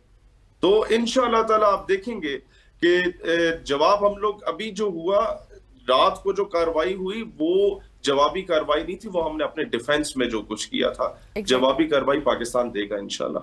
ठीक है शहीर, जवाबी कार्रवाई पाकिस्तान को देनी चाहिए। अभी आपसे पहले जनरल रिटायर नईम लोधी साहब हमारे साथ मौजूद थे, वो कह रहे थे कि हमने उनको काफ़ी ज़्यादा नुकसान पहुंचा दिया है और नौजवानों को थोड़ा सा सब्र करना चाहिए, क्योंकि दोनों जो स्टेट्स हैं वो न्यूक्लियर वॉरहेड रखती हैं और हमारे दरमियान कोई फुल फ्लेज वॉर नहीं हो सकती। क्या आप समझते हैं कि पाकिस्तान को इंडिया को फिल फोर टारगेट करना चाहिए, या फिर उनको भी इसी तरह से जिस तरह उन्होंने डिले करके हमें टारगेट किया इस तरह से टारगेट करना चाहिए जब वो सो रहे हों? देखिए जैन साहब तो मेरे वालिद साहब के डीएस थे when he was doing staff course, तो वो तो उनसे भी सीनियर है, मेरे वालिद साहब से भी सीनियर है, तो आई डू रिस्पेक्ट हिम और एक इज्जत का हमारा एहतराम का ताल्लुक है आपस में। उनके जज्बात अपने हैं, वो एक मैच्योर सिटीजन है, हम हैं नौजवान। और उन्होंने मुझे मुखातिब किया कि आप नौजवानों को मैं बता रहा हूँ। मैं वही आपको कह रहा हूँ कि जो नौजवान है पाकिस्तान के, वो बेसब्री से इंतजार में बैठे हुए हैं। यकीन करें कल रात को हमारे सारे एपीएस के एफजी से सैयद के क्लास फेलोज इकट्ठे बैठे हुए थे और वो कह रहे थे कि यार एक डीओ लेटर लिख लेते हैं चीफ साहब को कि यार इफ यू नीड अस, हम सारे भी तैयार बैठे हुए हैं। ये पूरी कौम, ये दुश्मन जानता नहीं है सर कि इसने उस कौम को जंग की धमकी दी है या उस जंग की दावत दी है जिस जंग की बशारत हमें रसूलुल्लाह अलैहिस्सलाम ने दी है। ये वो जंग है जिसका हम बेसब्री से इंतजार कर रहे थे। और शुक्र अल्हम्दुलिल्लाह हक और बातिल बिल्कुल आमने सामने आ चुके हैं, जब इजराइल ने और मोसाद ने डायरेक्टली ट्वीट कर दिया कि हम हिंदुस्तान के साथ खड़े हैं। मैं हिंदुस्तान के मुसलमानों से कहता हूं, तुम किसके साथ खड़े हो? इजराइल भी वहां मस्जिदों को गिरा रहा है, या ये इंडिया भी यहाँ पे मस्जिदों को गिरा रहा है। हिंदुस्तान का मुसलमान कहाँ खड़ा है, सिख कहाँ पे खड़ा है, ये तो हम जानते हैं, वो तो खालिस्तानी हमारे साथ खड़े हैं। हिंदुस्तानी मुसलमान इस वक्त कहाँ खड़ा है? मैं अकबर असदुद्दीन ओवैसी साहब को एक बात कहना चाहता हूँ। उन्होंने तिरंगे की दस्तार पहनी हुई थी और पाकिस्तान मुर्दाबाद का नारा लगा रहे थे। हम उनके बुजुर्गों की, उनके भाइयों की, उनकी कुर्बानियों की जो मुसलमानों के लिए उन्होंने दी, उनकी बड़ी रिस्पेक्ट करते हैं। But fact of the matter is कि असद ओवैसी साहब, ये तो पानी का गिलास है ना, आप गौमूत्र भी पी लेना इंडियन मीडिया पर आके, कभी भी आरएसएस, शिवसेना और बीजेपी वाले आपको देशभक्त नहीं कहेंगे। ये ग्राउंड रियलिटी है। वो कायदे आजम की बात 110% आज सच साबित हो रही है कि हिंदुस्तान में जो मुसलमान रह गए वो सारी जिंदगी खुद को ये प्रूव करते करते बेचारा फौत हो जाएगा कि मैं हिंदुस्तानी हूँ, मैं अपने मुल्क से वफादार हूँ और उसका मुहिब वतन हूँ। इस वक्त ये जंग ईमान और कुफर की जंग है। ये किसी भी एतबार से, ये वही मैं अपने पड़ोसी मुस्लिम ममालिक को भी कहता हूँ, ईरान को और अफगानिस्तान को आप बीच में आ रहे हैं कि जी आप बैठ जाएं, हम बराबरी का किरदार अदा करेंगे इंडिया के साथ भी, पाकिस्तान के साथ भी। ये क्या बकवास है? You should be standing at our side. लेकिन मैं एक बात बड़ा वाज़ेह कहना चाहता हूँ, ये वही जिहाद है जो हमास कर रही है फलस्तीन में इसराइल के खिलाफ। और मैं ये चीज कैटेगोरिकली अपने पड़ोसी इस्लामी ममालिक से भी कहता हूँ, मेरे भाई है ना, गिला अपने भाइयों से किया जाता है कि we will fight this war to the best of our ability and इंशाल्लाह world will see that we will win this war with you और विदाउट यू। लेकिन तारीख में जरूर लिखा जाएगा कि जब कुफर से पाकिस्तान लड़ रहा था, जब वक्त के तागूत से पाकिस्तान लड़ रहा था, तो तुम लोग किस वक्त किस तरफ खड़े थे? खामोश बैठे हुए थे। फलस्तीन तो बहुत दूर है ना, वहां तो तुम लोग कहते हो कि ठीक है हम बयान से काम चला लेंगे, ये तो तुम्हारे साथ है। हम लोग अगर डायरेक्टली तुम लोगों की जंगों में इन्वॉल्व नहीं भी हुए थे तो इनडायरेक्टली हमेशा मुसलमान का साथ दिया था, और वो हमें शायद मीडिया पे आके बताने की जरूरत भी नहीं है, वो ये लोग खुद बेहतर जानते हैं। बिल्कुल बिल्कुल शहीद साहब, आपने बिल्कुल बहुत अच्छी बातें की हैं और झंझोड़ कर रख दिया है और जगा भी दिया है। मुझे थोड़ा सा ये बताएं कि जिस तरह से अब एक्शन जो था पाकिस्तान का, अब दोबारा से जवाब देना नहीं देना वो एक अलग मैटर है। जो हमने अपने आप को डिफेंड किया, ये जो एक्शन था पाकिस्तान का, डू यू थिंक कि the score has been settled? इतना जोरदार हमारा जवाब था कि अब दोबारा एटलीस्ट हिम्मत नहीं करेगा भारत? इंडिया जो अभी कल रात से खिलौने फेंक रहा है पाकिस्तान में छोटे मोटे ड्रोन्स की सूरत में, वो इसी बुनियाद पे फेंक रहा है कि वो अपनी इज्जत को बहाल करना चाहता है दुनिया में कि हमारे 5 हथियारे गिर गए। भाई ये छोटा मोटा मजाक नहीं है। असल में हमारी कौम खुश क्यों नहीं है, मैं आपको एक वजह बताता हूँ, इंक्लूडिंग मी। हम लोग खुश क्यों नहीं है? असल में अभिनंदन ने हमारे स्टैंडर्ड्स बहुत ज्यादा हाई कर दिए थे ना। हम चाहते हैं कि पहले जहाज आएगा, हम उसे मारेंगे, वो गिरे भी हमारी टेरिटरी में और उसका पायलट भी जिंदा बच जाए, फिर हम उसकी पहले दुर्गत बनाए, फिर उसे चाय पिलाएं, फिर उसके बाद इज्जतदार तरीके से उसे भेज दें, उसकी वीडियोस भी बनवाएं। अब हर बार जहाज इस तरह गिरा नहीं करते एक्चुअली। सर कतरा ना रहे हो ना वहां के आने से, यहाँ पर कह रहे हैं कि सिर्फ जहाज गिरा दें। लेकिन हम हमारी कौम के असल में ना, जब से अभिनंदन वाला सीन हुआ है तो हम चाहते हैं कि 5 के 5 जहाज यहाँ गिरने चाहिए थे। हाँ। और बल्कि ये हमारी ज्यादा बड़ी कामयाबी है कि उनकी टेरिटरी के अंदर हम मार के आए हैं। लेकिन मतलब स्ट्रेटेजिक पॉइंट ऑफ व्यू से चीजें बाशऊर लोग ज्यादा समझते हैं, लेकिन आवाम अभी यही समझती है कि यार होना ऐसा चाहिए कि जबरदस्त वीडियो उसकी बन रही होती है, इंडियन पायलट वहां से नीचे आ रहा होता। हाँ। और हम उसे पकड़ के उसका दोबारा उसी तरीके से इंटरव्यू करते और फिर पूछते कि हाउ वाज द टी। लेकिन एनी हाउ अल्हम्दुलिल्लाह ये अभी भी चाय ठंडी हो रही है और हम पिलाएंगे इन्हें और दुनिया देखेगी। और ये दुनिया में अपना अब भी शर्मिंदगी से ये दुनिया को मुंह दिखाने के काबिल नहीं है इंडिया कि इन्होंने सिविलियंस पे वार किया है, इन्होंने मासूम बच्चों को शहीद किया है। मेरी तीन बेटियां मासूम मेरे मुल्क की शहीद हुई हैं, 2 मासूम बच्चे मेरे मुल्क के शहीद हुए हैं। ये हम लोगों ने कभी कब्बे का हिसाब भी नहीं रखा। इन्होंने हमारे 2 कब्बे मारे थे, हम लोगों ने इनका कॉकरोच पकड़ा था अगले दिन। इन्होंने अगर हमारे इंसानों के बच्चे मारे हैं ना, तो फिर ये देखें कि हम इनके साथ क्या करते हैं इंशाअल्लाह ताला। ये कौम 110% तैयार बैठी हुई है। ये कौम, और ये भूल जाए कश्मीरी भी यही जो आज कश्मीरियों का जज्बा, मैं आपको बता दूं, we do not believe in any sort of LOC। कोई लाइन ऑफ कंट्रोल नहीं है। आर पार का कश्मीर हमारा है, आर पार का कश्मीर कश्मीरियों का है। इंशाअल्लाह ताला आज नहीं तो कल, कल नहीं तो परसों हम लोग वो वापस लेंगे। मैं तो आपके तवज्जुह से जन साहब को भी पैगाम देना चाहता हूँ कि हाफिज साहब, मौका मिले तो लगे हाथों एक कश्मीर वाला मामला भी हल कराइएगा इस बार। बिल्कुल अभी टाइम है, ऐसे ही है, इस हवाले से करना भी चाहिए। शहीद, मुझे ये भी बताइएगा कि अब हमें पाकिस्तान को रिस्पांस किस तरह का देना चाहिए? जिस तरह से उन्होंने मसाजिद पे हमला किया, हमने तो ये क्लियर कर दिया कि हम वहां पे सिविलियन आबादी पे हमला नहीं करेंगे, लेकिन उन्होंने हमारे डैम पे हमला किया। हमें उनके डैम पे हमला करना चाहिए, हमें उनकी मिलिट्री फोर्सेस को और तबाह करना चाहिए। किस तरह का रिस्पांस आप चाहते हैं, नौजवान चाहता है? क्योंकि हमने भारत में देखा कि पहलगाम के बाद उन्होंने हर बंदे से जाके पूछा कि हमें पाकिस्तान को करारा जवाब देना चाहिए। अब पाकिस्तान का नौजवान कह रहा है कि हमें इंडिया को करारा जवाब देना चाहिए। मैं आपको बताऊं, अल्लाह का शुक्र करें कि उन्होंने नीलम झेलम पे धमाका किया है। अल्लाह का बहुत ज्यादा शुक्र है कि जो डैम पे उन्होंने धमाका किया, वो मैंने दीवार का टुकड़ा देख दिया है जो 3.5 ईंटों को वहां पे नुकसान पहुंचा है। लेकिन हमारे पास हुज्जत तमाम हो गई है।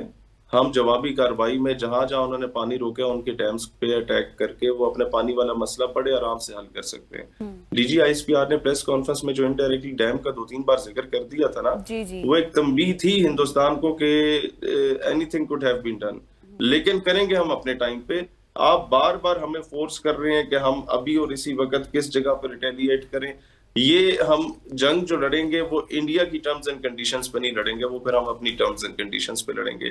बाकी बात ये कि उन्होंने हमारी मस्जिदों को शहीद किया है और ये कहा कि जी ये टेररिस्ट कैंप थे जैश के, लश्कर के, हिज़्ब के, जो भी इंडिया क्लेम कर रहा है। मैं एक बात बताना चाहता हूँ कि पाकिस्तान को BJP के सेक्रेटेरिएट पे हमला करना चाहिए, दहशतगर्दों का कैंप है। पाकिस्तान को RSS के सेक्रेटेरिएट पे हमला करना चाहिए, आतंकवादियों का कैंप है। पाकिस्तान को शिवसेना के जो ऑफिसेज हैं, मरकजी दफ्तर पे हमला कर लेना चाहिए।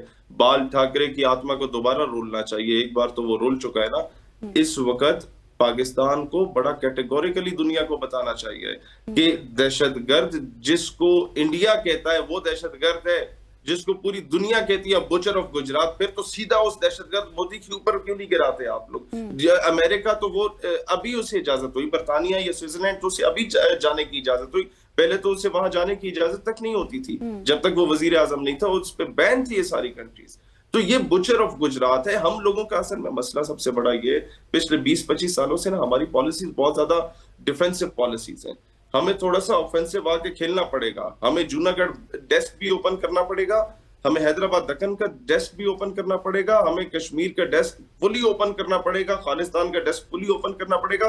जब से हमने कश्मीर पे वो बार लगने के बाद थोड़ा सा वो डिफेंसिव माहौल में गए, इन्होंने बलूचिस्तान में तबाही मचा के सर एक वो मैं क्या कहता हूं 10 सेकंड में एक जुमला ऐड करना चाहता हूं कि हमें जाफर एक्सप्रेस के ऊपर उसी तरह से शोर करना होगा जिस तरह से उन्होंने पहलगाम में किया। Exactly, लेकिन सर वो आए भी तब ना, वो हम तो एज अ रिस्पॉन्सिबल नेशन कहते हैं कि आप इन्वेस्टिगेशन कराएं, लेकिन वो आते ही नहीं। इस बात पर भी ये कह रहा हूं कि हम जाफर एक्सप्रेस पे क्यों नहीं मामला करते। अब वो मामला खत्म हो गया पहलगाम वाला, वो that is an old story.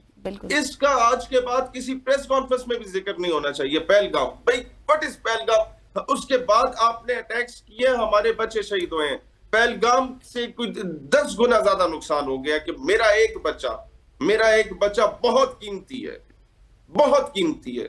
हजारों इस तरीके के गांव उतर पीने वाले उस पे कुर्बान। मैं उस एक बच्चे का खून का हिसाब मांगता हूं। ये क्या बात हुई कि जी अब आ जाएं आप लोग इन्वेस्टिगेशन कर लें, वो बाहर से टीम्स ले आए, JITs बना लें। This is all bullshit.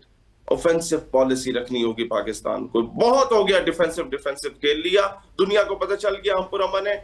दुनिया कभी भी आपसे खुश नहीं होती। मुझे ये नहीं समझ आ रही है हमारी पिछले 25 साल से गवर्नमेंट्स क्या समझाना चाह रही है दुनिया को, हम जी बड़े पुरअमन है। मुझे ये बताएं, इंटरनेशनल कोर्ट ऑफ जस्टिस ने जाके नेतन्याहू को कहा कि जनाब इसे अरेस्ट करके ले आओ, ये टेररिस्ट है। अगले दिन अमेरिका ने उसकी वो फंडिंग रोक दी है इंटरनेशनल कोर्ट ऑफ जस्टिस की। उन्होंने क्या, मानते नहीं है तुम्हें।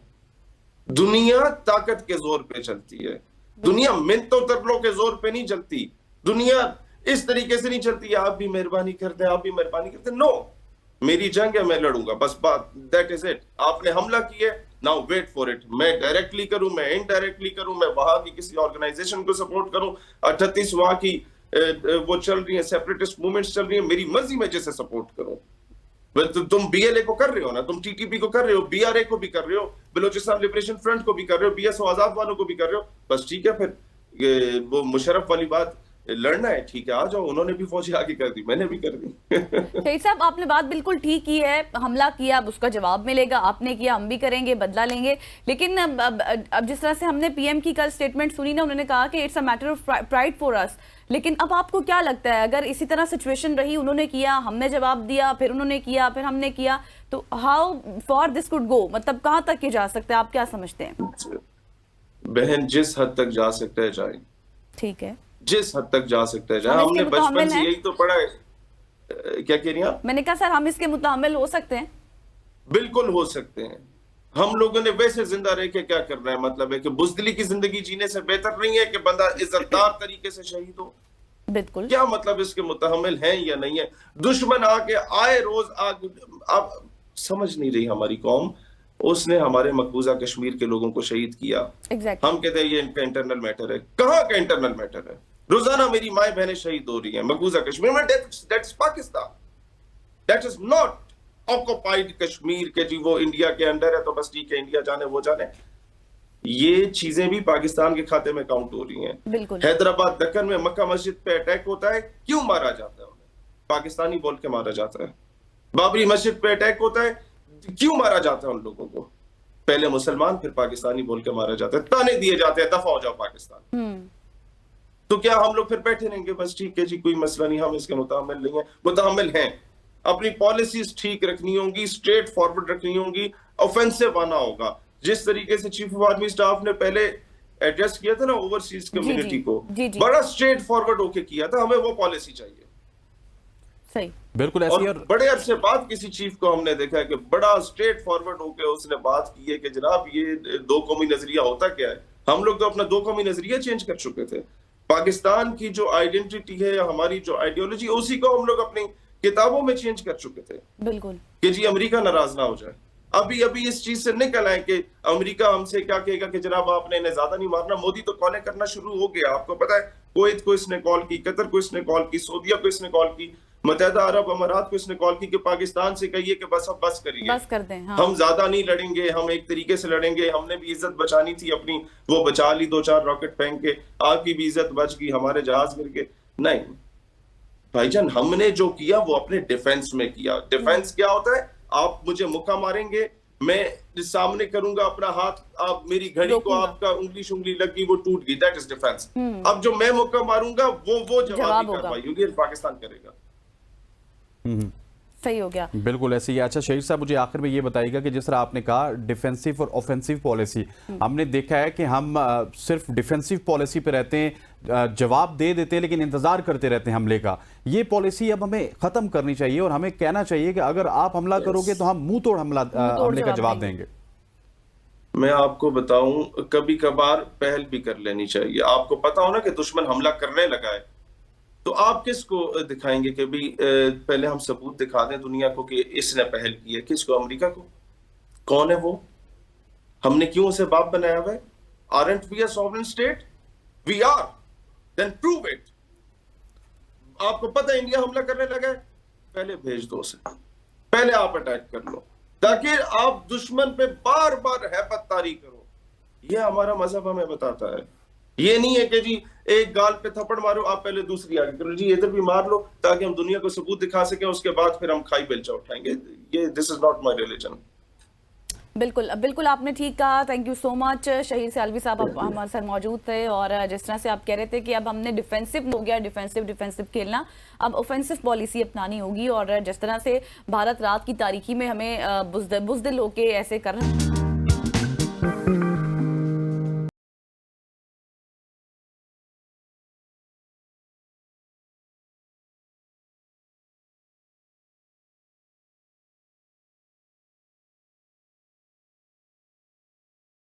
वेलकम बैक खवातीन आजाद। हम जो है ना, अब हम ये चाहते हैं कि अभिनंदन की तरह आए जहाज, फिर वो गिरे, फिर हमको टी पिलाएं, तो ये सारा मामला होना चाहिए। लेकिन हमले ही रात की तारीकी में होंगे तो फिर किस तरह बिल्कुल से ऐसी है। हमारे साथ जी स्टूडियो में कासिम अब्बासी मौजूद हैं, जो कि साइबर क्राइम के एक्सपर्ट भी हैं। इनको भी थोड़ा सा इंडिया वाली सिचुएशन पे हमने लिया कि साइबर सिक्योरिटी के ऊपर काफ़ी ज़्यादा हमले हो रहे हैं, और कहा यह जा रहा है कि IT के हवाले से इंडिया बहुत तरक्की कर रहा है, और उसने हमारे यूट्यूब चैनल्स भी बंद कर दिए, और भी बहुत जगहों पर वो हमला कर रहा है। Qasim, thank you so much for joining us. सबसे पहले तो साइबर क्राइम के हवाले से, साइबर सिक्योरिटी के हवाले से हमें बताइएगा, और ये किस तरह से हमें इफेक्ट कर सकती है। अस्सलाम वालेकुम। बेसिकली जैसे आपने पहले मेंशन किया है, सबसे पहले तो कि इंडिया ने जो हमारे पे साइबर अटैक्स लॉन्च किए हुए हैं, इस साइबर अटैक्स का मतलब क्या है, हमने थोड़ा सा जनरल ऑडियंस को इसके बारे में अवेयरनेस हमारे मुल्क में कम है। इंडिया के मुकाबले में हमारे मुल्क में अवेयरनेस इसमें कम है, क्योंकि इंडिया IT सेक्टर में हमारे से ज़्यादा बेहतर कर रहा है, परफॉर्म कर रहा है, जो कि हमें नज़र आ रहा है IT एक्सपोर्ट में, ईडीज एंड एवरीथिंग। तो जिस चीज़ की हमें समझने की ज़रूरत है कि how cyber attacks can basically affect us. होता क्या है कि जब हम एक एग्जांपल लेते हैं किसी भी एक आम आर्मी के सोल्जर की है, जो कि हमारे सोल्जर हैं, व्हाट इफ़ वो हमारे सोल्जर इस वक्त बॉर्डर पे हैं, या मे बी वो किसी स्ट्रेटजी डेवलपमेंट में हैं जहाँ पे वो मुल्क के लिए कोई डिफेंसिव या ऑफेंसिव किसी स्ट्रेटजी पे काम कर रहे हैं, और उनकी डिस्कशन चल रही है, मे बी फॉर एग्जांपल वो मेरे भाई हैं, आपके भाई हैं, या मेरी उनकी मदर के साथ, उनकी मदर का फेसबुक अकाउंट, उन पे वो लोग डिस्कशन करते हैं फॉर एग्जांपल। अब इंडिया जो साइबर अटैक लॉन्च करेगा, उसमें for example there are multiple types of cyber attacks. उसमें एक अटैक ये भी हो सकता है कि जिसको हम फिशिंग अटैक कहते हैं, जिसके ज़रिए से हम अब किसी भी यूज़र का, उसकी पर्सनल आइडेंटिफिकेशन या उसका मुख्तलिफ किस्म का डाटा हम अपने पास कलेक्ट कर सकते हैं, और उसके अकाउंट्स वगैरह को हम ब्रीच कर सकते हैं, हम उन पर कंट्रोल हासिल कर सकते हैं। लेट्स सपोज ये एक आम जो जनरल ऑडियंस है, उस पे इस पे असर कैसे होता है, फिर हम इस पे आगे जाके बात करते हैं कि इसका ऑर्गेनाइजेशंस पे कैसे असर होता है, लेकिन एक आम आदमी पे कैसे असर होता है। लेट्स सपोज उनकी मदर का अकाउंट इंडियन ट्रूप्स या कोई भी इंडियन साइबर एक्सपर्ट जो हैं वो अपने पास लॉगिन करके बैठे हुए हैं, and we don't know, she don't know, वो आर्मी में जो जवान है वो उसको भी नहीं पता, और वो उनसे डिस्कशन कर रहा है, और लेट्स सपोज वो कोई स्ट्रेटजी उनसे डिस्कस कर रहा है कि मामा हमने ये चीज़ प्लान की है कि हम ये करने वाले हैं, next, this is the next step. और हमारे लिए जो सबसे इंपॉर्टेंट इन्फॉर्मेशन जंग के ज़माने में होगी, वो होगा हमारा नेक्स्ट स्टेप, कि अब हम नेक्स्ट क्या करने वाले हैं। फॉर एग्जांपल अगर हम आज ये लीक कर दें कि हम कल इंडिया पे अटैक करने वाले हैं, तो क्या हमारा अटैक वो कामयाब हो सकता है? ऑब्वियसली नहीं हो सकता है। So this is the damage जो कि इस साइबर अटैक के ज़रिए से हमारे ऊपर कॉज हो सकता है, और ये एक जनरल ऑडियंस के लिए। इससे बचा कैसे जा सकता है? फॉर एग्जांपल जैसे साइबर अवेयरनेस की बात की जाती है, साइबर अवेयरनेस बहुत ज़्यादा ज़रूरी है। साइबर अवेयरनेस ज़रूरी इस सिलसिले में है कि हम क्या करें कि लोगों को एजुकेट करें। फॉर एग्जांपल एक छोटी सी टिप जो हम यहाँ पे शेयर कर सकते हैं अपने प्लेटफॉर्म के थ्रू, वो ये शेयर कर सकते हैं कि कोई भी ऐसी चीज़ जो हमारे पास, कोई भी ऐसे लिंक्स जो कि ऐसे बंदों की तरफ से या ऐसे लोगों की तरफ से रिसीव होते हैं जिन पे लेट्स सपोज आपने एक बहुत चीज़ लाजमी देखी होगी, हमारे पास लिंक्स रिसीव होते हैं कि यू अर्नड एन अवार्ड या आपके कोई पैसे निकल आए हैं, इसको शेयर करें, इस पे क्लिक करें, और these are all phishing attacks, जो कि ऐसा नहीं है कि सिर्फ इंडिया ही लॉन्च कर होता है, हमारे पूरी दुनिया से लॉन्च हो रहे होते हैं, इवन के इनसाइड द कंट्री भी लॉन्च हो रहे होते हैं, लोग स्कैमर्स होते हैं, मल्टीपल इस तरह के इफेक्ट्स होते हैं जो कि लोग कॉज कर रहे होते हैं। तो हम क्या करते हैं, हम उस पर लॉगिन कर लेते हैं। लेट्स सपोज मैंने अपने फेसबुक के थ्रू उसको लॉगिन कर लिया, मेरा फेसबुक ब्रीच हो चुका है, मेरा फेसबुक की एक्सेस उनके पास है, और इस तरह के बहुत से अकाउंट्स हमारे सोशल मीडिया प्लेटफॉर्म से हैक हो सकते हैं। पासवर्ड चेंज नहीं करेंगे तो फेसबुक उनके पास, तब तक उनके पास रहेगी। सही। अभी और ये जो हम अक्सर कहते हैं कि व्हाट्सएप पे आप 15 लोगों को भेजें इस तरह के मैसेज, तो क्या व्हाट्सएप भी फिर हो सकती है हैक? किस तरह? नहीं, व्हाट्सएप नहीं हैक हो सकता, लेकिन वो आपकी इंफॉर्मेशन लीक हो जाती है। जी हाँ, व्हाट्सएप की जो इंक्रिप्शन होती है वो एक अच्छी खासी सर्वर टू सर्वर इंक्रिप्टेड होता है व्हाट्सएप। हमारा मैसेज जो मैं आपको मैसेज सेंड कर रहा हूँ वो मेरे और आपके अलावा कोई थर्ड पार्टी नहीं देख सकती, but in some cases it can be done. For example there is an expert team जो कि इस पे काम करे प्रॉपर तरीके से, तो इट कैन बी डन। ऐसा नहीं है कि इट कांट बी, पॉसिबल है। ठीक है। राइट नाउ अगर हम देखें कि जैसे हमने पहले जिक्र किया, जैसे शहीर साहब ने जिक्र किया, ऑफेंसिव एंड डिफेंसिव स्ट्रेटजीज हमारी होती हैं हमारे आर्मी को लेके। हमारी जो साइबर सिक्योरिटी की लैंडस्केप है इसमें भी बेसिकली कुछ ऑफेंसिव सिक्योरिटी और कुछ डिफेंसिव सिक्योरिटी होती है। ऑफेंसिव सिक्योरिटी फॉर एग्जांपल जिसमें हम लोग स्पेसिफिकली काम करते हैं, हम लोग ऑर्गेनाइजेशंस के साथ काम करते हैं। जैसे मैंने आपसे पहले बताया कि मैं ऑर्गेनाइजेशंस पे इस साइबर अटैक्स का असर क्या हो सकता है, मैं आपको बताता हूँ कि लेट्स सपोज हम एक प्राइवेट मीडिया चैनल की एग्जांपल ले लेते हैं। Let's suppose it is an organisation, किसी भी प्राइवेट मीडिया चैनल पे अगर साइबर अटैक्स स्पेसिफिकली लॉन्च किए जाएं और डिफेंसिव सिक्योरिटी हमारी किसी भी एंगल से ज़रा सी भी वीक हो, तो वो हमारे मीडिया चैनल को आउटरीच उसको जो है ना वो पेनिट्रेट कर सकता है। जब हमारे वो अटैक हमारे मीडिया चैनल को पेनिट्रेट करने से मकसद ये है कि कोई अटैकर हमारे चैनल पे घुस चुका है जो उसके पास अब हमारे चैनल की एक्सेस है। And let's suppose for example हम उसकी सोशल मीडिया चैनल की बात कर लेते हैं या फिर हम उसके टीवी चैनल की बात कर लेते हैं। लेट्स सपोज किसी भी एंगल से अगर उसके पास एक्सेस है तो अब वो अपनी मर्जी की चीजें लोगों के सामने शो कर सकता है। इसी मर्जी के हवाले से मैं बात करना चाह रहा हूँ कि इंडिया पाकिस्तान की जब बात होती है साइबर सिक्योरिटी के हवाले से, तो हम कितने ज्यादा कैपेबल हैं डिफेंसिव में और ऑफेंसिव में? हम डिफेंसिव सिक्योरिटी में और ऑफेंसिव सिक्योरिटी दोनों में बहुत ज्यादा कैपेबल हैं। ऐसा नहीं है कि हम लोग कैपेबल नहीं है।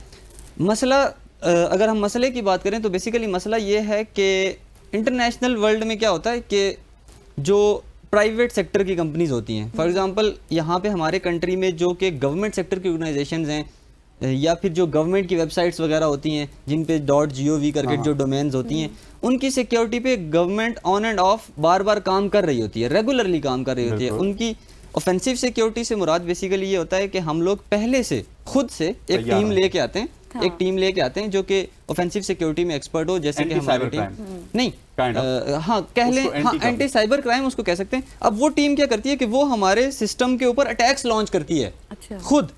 जब वो टीम हमारे सिस्टम की कैपेबिलिटी जांचती है, और वो चेक करती है कि कहाँ से एक अटैकर पेनिट्रेट कर सकता है। जब वो टीम ये जान लेती है, फिर वो टीम क्या करती है कि वो टीम हमारे उस जो डिपार्टमेंट है उसको बताती है कि आप इस एंगल को अपने को डिफेंसिव एतबार से मजबूत बनाएं, ताकि फिर क्या होता है कि जब कोई नया अटैक लॉन्च करता है तो हम उसको सिक्योर कर सकते हैं। Thank you so much Qasim Abbasi, आप हमारे साथ मौजूद थे और जिस तरह से आप लोगों को अवेयर कर रहे थे कि किस तरह से आप बच सकते हैं। मुझे काफी समझ आई कासिम की। बिल्कुल, मुझे भी बहुत समझ आई है, क्योंकि अब जो जंग की कैफियत है ना, इसमें साइबर अटैक्स बहुत ज्यादा हो रहे हैं। और ये भी आपको बताऊं कि बहुत से मिनिस्टर्स की जो वेबसाइट है उनके ऊपर भी अटैक किया जा रहा है इंडिया की जानिब से। बट कासिम ने बताया कि किस तरह से आप अवेयर हो सकते हैं। यहाँ पर वक्त हो गया एक ब्रेक का, ब्रेक के बाद वापस आएंगे। Stay with us.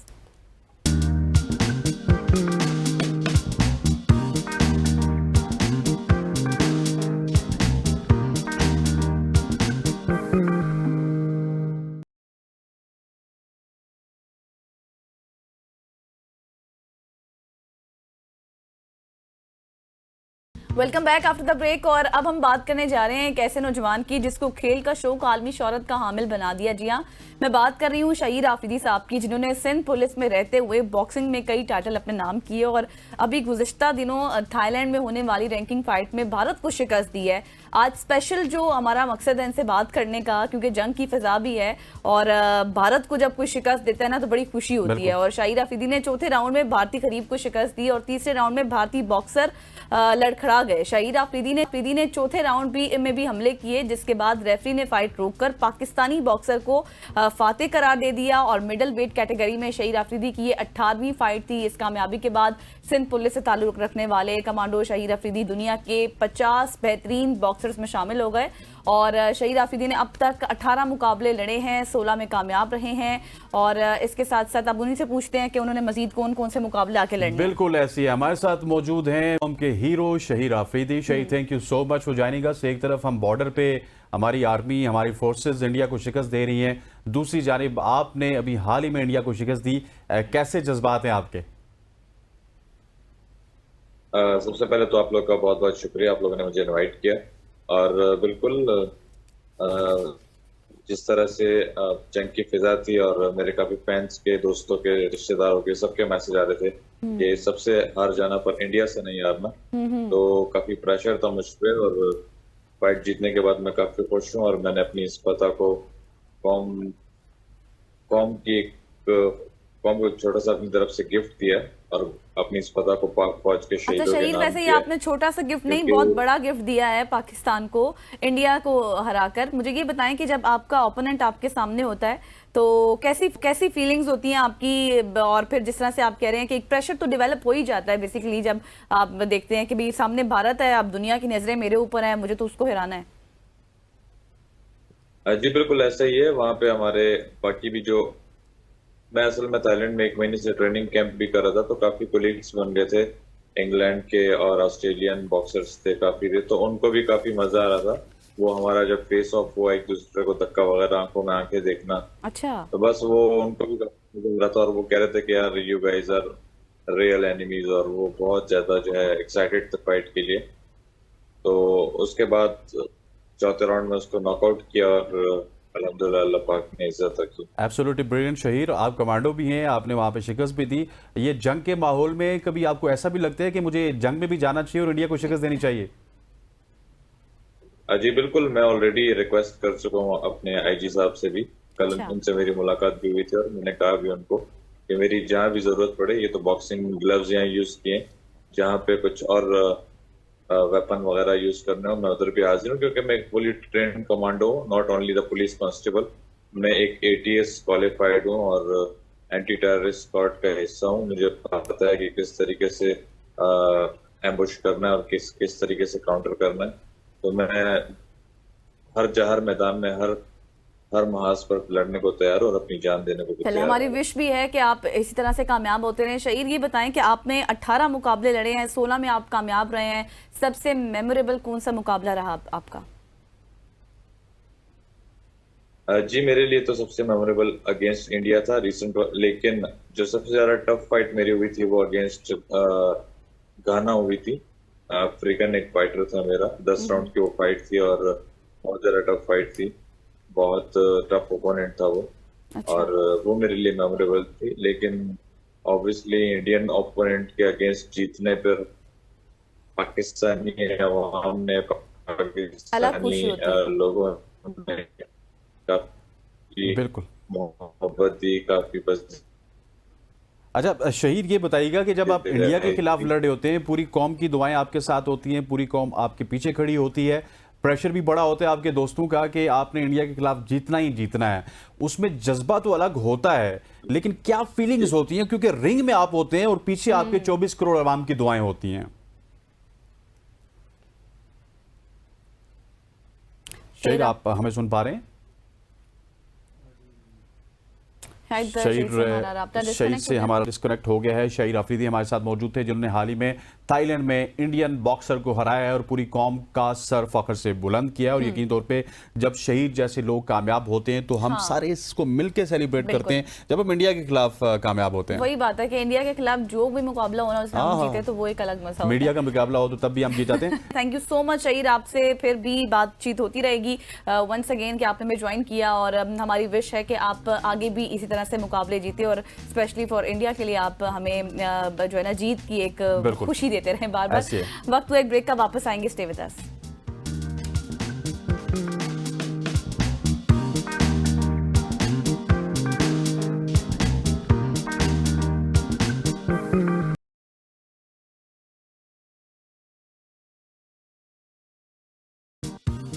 Welcome back खवातीन औज़ात। आज हमने सुबह की सोच में ज़्यादातर जंग को डिस्कस किया, उसके साथ साथ हमने एक ऐसे वॉरियर के हवाले से आपको बताया जिसने हाल ही में इंडिया को शिकस्त दी। लेकिन जंग के अलावा भी पाकिस्तान में बहुत सारे काम हो रहे हैं। पाकिस्तान में जिस तरह PSL हो रही है, इसी तरह से पाकिस्तान की बहुत सारी ऐसी बहादुर खवातीन हैं, बाईमत खवातीन हैं जो कि अपनी कम्युनिटी के हवाले से बहुत ज़्यादा काम कर रही हैं। आज हम बात करेंगे अजीज़ साले की, जो गिलगित बल्तिस्तान में एक समाजी कारोबारी खवातीन को बाइख्तियार बनाने वाली वकील हैं, जो कि इब्तदाई सतह पर डिजिटल एक्टिविटी के लिए कर रही हैं और इसके लिए सरगर्दा आवाज़ भी बन रही हैं। और गिलगित क्योंकि बहुत दूर का इलाका है, पाकिस्तान के एक कोने का इलाका है, और वहाँ पे खवातीन को एम्पावर करना, उनकी कारोबारी सरगर्मियों को बढ़ाना और उनको डिजिटलाइज करना, दैट इज़ वेरी गुड। और इसी वजह से आज हमने आपकी मुलाकात करवानी है अजीज़ा सौले से। बहुत शुक्रिया अजीज़ा हमें वक्त देने के लिए। सबसे पहले तो हमें ये बताएं कि जिस तरह से असनैन ने कहा ना कि आप का ताल्लुक बहुत दूर से है ना, तो वहाँ पर जो खवातीन है ज़ाहिर उनके लिए थोड़ी सी मुश्किलात भी होती हैं डिजिटल दुनिया में। अगर हम देखें तो किस तरह से क्या स्ट्रेटजीज होती हैं आपकी, किस तरह से एम्पावर करती हैं आप वुमेन्स को? Thank you so much. Thanks for having me. Basically, we are working on digital literacy for so long. और सबसे जो मुश्किल काम होता है while working on digital literacy, क्योंकि as you know we are living in Gilgit Baltistan, और मैं खुद जहाँ से बिलोंग करती हूँ वहाँ पे still we don't have internet.